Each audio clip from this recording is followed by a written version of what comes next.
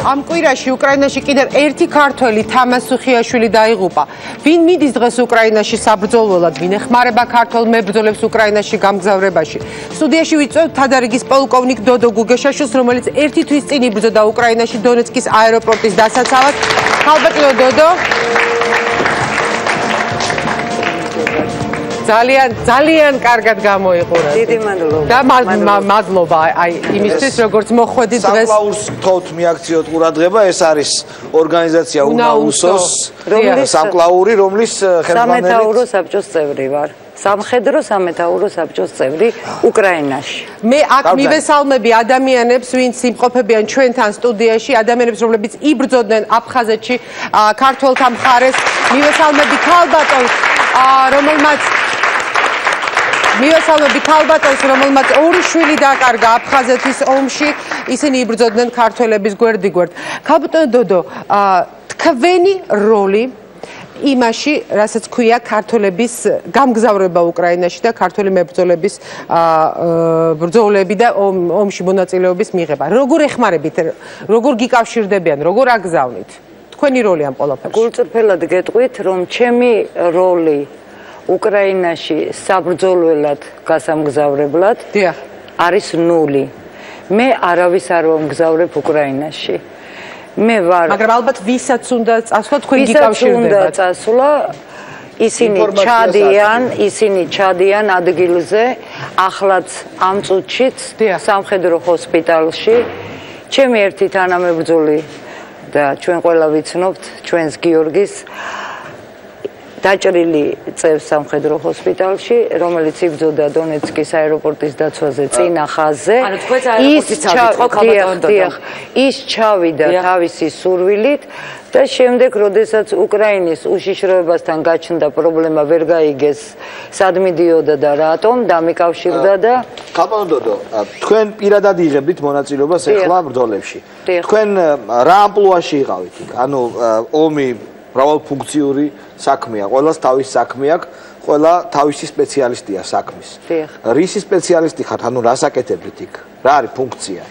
დოდო გუგეშაშვილის, აი თუნდაც ამ ბრძოლებში. როგორც არც თუ მცირე გამოცდილების დოდო გუგეშაშვილის, გამოცდილების მქონე დოდო გუგეშაშვილის აეროპორტის დაცვაზე წინა ხაზზე გახლდით, შემდეგ დავზიანდი, არც თუ მძიმედ დაიჭერით?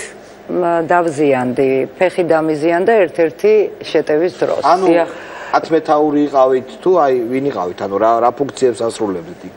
იმ სამხედრო შენაერთის მეთაურის მრჩეველი.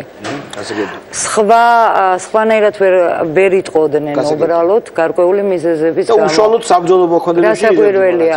შემდეგ გამომიყვანეს ბაზაზე უკვე დაზიანებული, მაგრამ მე ჩავთვალე, რომ არ იყო ჩემი ჯანმრთელობის მდგომარეობა ძალიან მძიმე და დავრჩი როგორც ინსტრუქტორად და ვამზადებდი წინა ხაზისთვის ბიჭებს. აი ეს შეკითხვა, როგორც საქმის სპეციალისტ.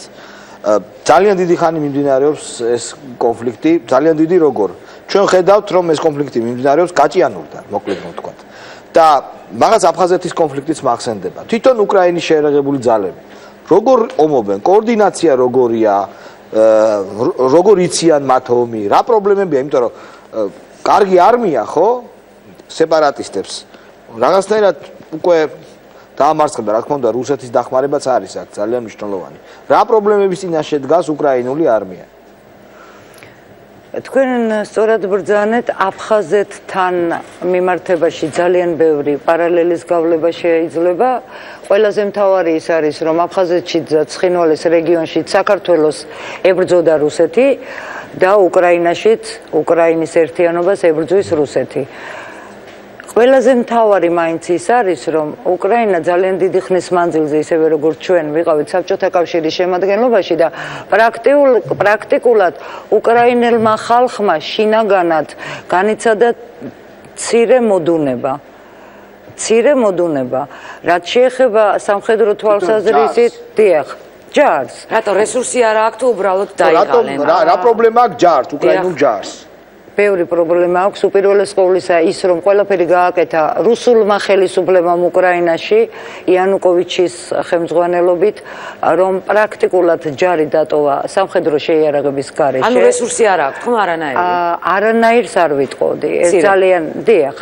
შემდეგ ის, რომ სამხედრო მეთაურებმა და ყველამ კარგად გავიხსენოთ, სამხედრო ნაწილები ბარდებოდა უბრძოლველად. მე ასეთ მეთაურებს ადგილზე დავხრეტდი, იმიტომ რომ სამხედრო ნაწილი არის სახელმწიფოში სახელმწიფო. გადაილახა შენი სახელმწიფო საზღვარი, უნდა იყოს ლიკვიდირებული. შევხვდი ესეთ მეთაურებს. სამწუხაროდ ერთგან შევხვდი და უთხარი. მას უკვე გულზე ორდენი ჰქონდა ჩამოკიდებული და მე უთხარი. მე თქვენ დაგხრეტდი. იმ არა გიპასუხა. ვერაფერი. მაგრამ ქალბატონ დოდო ეს პრაქტიკა მიღებულია თუ კი შეატყობს ერთი ადამიანი რომ რომელიღაცა ან უკან დაიხე ან შეიშთა მას ადგილზე ხრიტავენ. ეს მართალია? არა, ქალბატონო ნანიკო. ჩემო კარგო, აქ არის სამხედრო მეთაურზე ლაპარაკი, რომელმაც უბრძოლველად ჩააბარა მთელი სამხედრო ნაწილი. მთლიანად ყველაფერი. დიახ, ჩააბარეს. არის ასეთი ფაქტები? უამრავი. ეს იყო მაშინ, როდესაც გარდამავალი ხელისუფლება იყო და ჩემდა გასაოცრად ამ ხალხმა მედალი თუ ორდენი დაიმსახურა. არ იყო ვინმე იქ თქვენნაირი, ვინც ეტყოდა რამეს, ან უბრალოდ ეტყოდა რომ დაგხრიტავ ასე არქნა? სამწუხაროდ როგორც ჩანს არ იყო. ქალბატონ დოდო, მაგრამ ნახეთ არის ესეთი თემაც. თავისუფალი თაობის ხელმძღვანელი მაგალითად ლადო სადღობელაშვილი თქვენ და ყველას, ვინც უკრაინაში იბრძვის, ნაცლეგიონს გიწოდებთ. ამბობს, რომ ამაში ფულს გიხდიან და ნაციონალური მოძრაობის ინტერესებს წარმოადგენთ ამ კუთხით. ლადო სადღობელაშვილის აზრს მინდა ახლა ჩვენ მოусმინოთ. ის ქრონიკის სტუდიიდან გვერდება. გამარჯობა ბატონო ლადო. გამარჯობათ. გამარჯობა. არა. დოდო გუგეშაშვილს უწოდო ნაციონალური მოძრაობის ლეგიონერი ცოტა რთულია. მაგრამ რატომ არის რთული? მე არ მესმის. მე მიჭირდა. მეც დოდო გუგეშაშვილს რო ვიცნობ. მე მგონი ახლა გასაგებია მეც ვიცნობ ქალბატონ დოდოს რამდენი წლის წინ ხვდა წილად მისი გაცნობა. თუმცა ახლა მოდი პირდაპირ ვთქვათ, ვისი ერთგვარი სურვილია რომ ქართველი ჯარისკაცი ჩავიდეს თუნდაც უკრაინაში და იბრძოლოს ჩვენ საერთო მტერის წინააღმდეგ. ეს არის ავარაუდოდ კი არა და სააკაშვილის მოწოდებები, ნაციონალური მოძრაობის სურვილები და იქ უკვე განთავსებული ნაციონალური მოძრაობის მთავრობა, რომელიც ჩანერგილი არის უკრაინის თავრობაში. ეხლა უკრაინის გადასაწყვეტია. ბატონო ლადო, ეს აქ ადამიანები ვინც ხედან, ისინი აფხაზეთში იბრძოდნენ ქართველებისათვის.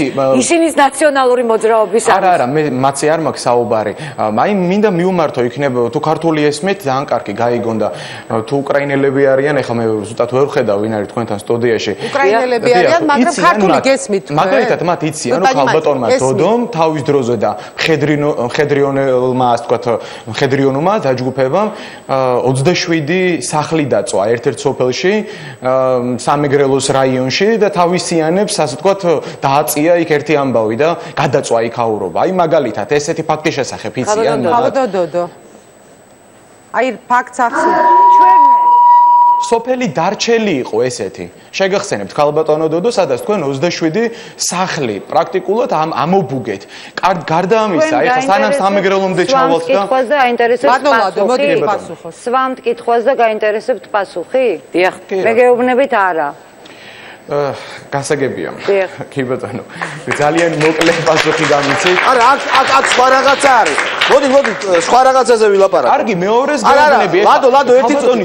საუბრობ სულ რუსულ ძალებზე და თითქოს რუსულ ძალებს პირდება სულ, ხომ ეს რა? იმ დროის გახსენება არ გვინდა. აქ არის საუბარი. არა, მოიცა, როგორ არ გვინდა ეხა ხალი მელაპარაკება რუსეთზე, როდესაც თავის დროზე პრაქტიკულად რუსეთის მიერ დაფინანსებულმა კგბ-ს, ასე ვთქვათ, ერთგვარმა აი ამ მხედრიონმა ესროლა ზვიად გამსახურდიას და ესროლა მთავრობის სასახლეს და გადაბუგა რუსთაველის მოედანი რუსთაველის გამზირი უпростоრეთ გაასწორა მიწასთან და ეს ქალბატონი ახლა მელაპარაკება რომ თითქოს ოდითგანვე და დღესაც იბრძვის რუსეთის მხარეს გაუგებარია.